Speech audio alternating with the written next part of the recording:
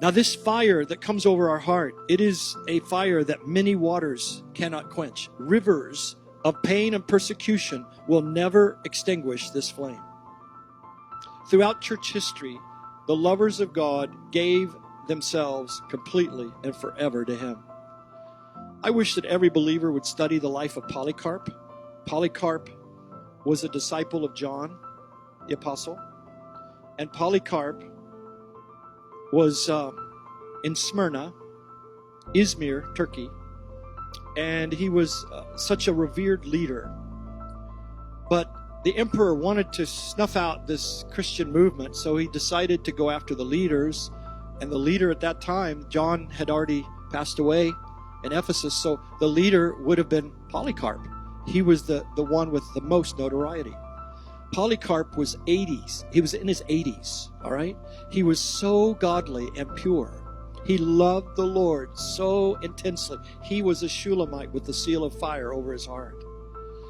Polycarp had a dream, and in the dream, his pillow turned into flame. And he knew the next day, he told his disciples, he says, I'm going to be burned at the stake. And he knew it was coming. He knew the day.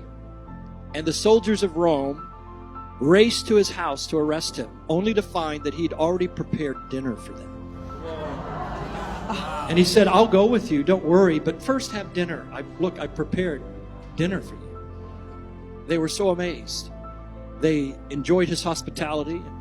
And before he left, Polycarp said, I only have one request. Would you let me pray for 1 hour? Would you let me just be alone with Jesus for 1 hour? Well, 1 hour became 2. They let him do it. And for 2 hours, they said, he prayed so passionately, they heard him throughout the house. He was so passionate in his love and longing for Jesus. The soldiers were so moved. They said to each other, how can we arrest someone so godly as he? But they knew it would be their demise if they did not. So they took Polycarp to be killed. The next day, to burn him at the stake, tied him there. They lit the fire, and those watching, it's an attested fact in church history, they said that the flame arched around him like a bow and would not touch him. He was not even scorched. The fire, everybody watched it as though an invisible hand kept the flame off of him. The emperor was so distraught by what he saw, he told one of his soldiers to take a long lance and pierce him, stick it through the flame and pierce him through. Well, he did, and stabbed godly Polycarp with this massive wound. And out of the wound flew a dove in front of everybody. A dove came right out of inside of him from his wound. And blood poured out of him so much that it extinguished all the flames. He went down in history as one of the most godly men in the church of Jesus Christ. He was a lover of God.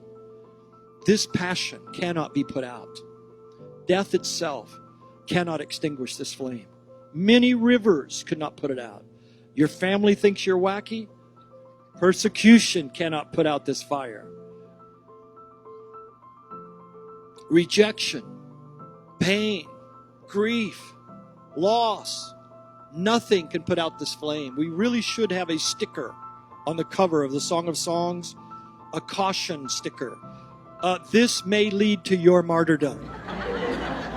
Because when the tractor beam of love latches onto you, nothing is going to put out that fire. Believe me when I say it. You're stuck now. You're ruined. You can't go back to cranky Christianity. You can't go back to a loveless life. You just can't. Your hands are going to burn with fire when you get around the sick. You got to pray over them to release the glory. As you dry the tears of others, you're going to be a comforter, a blessing, a strength.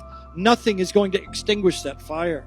Beloved, you are going to leave from this course, and those watching online, you're going to become a living sacrifice, a lover, a Shulamite, a living martyr. You're going to, wherever you go, release this love theology.